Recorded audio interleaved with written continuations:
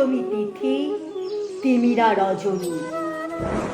মধ্যম নিশীতে জন্ম নিলেন কৃষ্ণ যদুমণি। লোহার বেষ্টনী ঘেরা কংস কারাগার, দৈবকীর কোলে জন্ম নিলেন শ্রীকৃষ্ণ আমার। ঘুমেতে ঢলিয়া পড়ে কারারক্ষীগণ, দৈবকীর অঙ্কে কৃষ্ণ জন্মিলেন যখন। অবিরাম বরিশন ঘন কালো মেঘ, বিচুরি খেলিয়া যায় অশনি সংকেত। গুরু গুরু গরজে আসমানে জলধর, অবিরাম শ্রাবণ ধারা অঝরে ঝরঝর।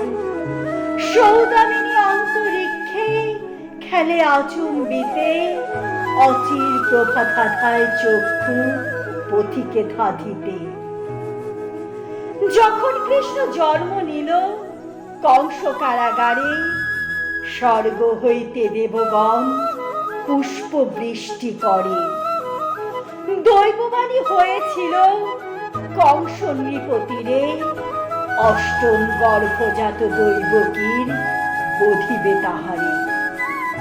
সেই হেতু কংস রাজা চিন্তিত অন্তরে, যখন কৃষ্ণ জন্ম নিল দৈবকী উদরে।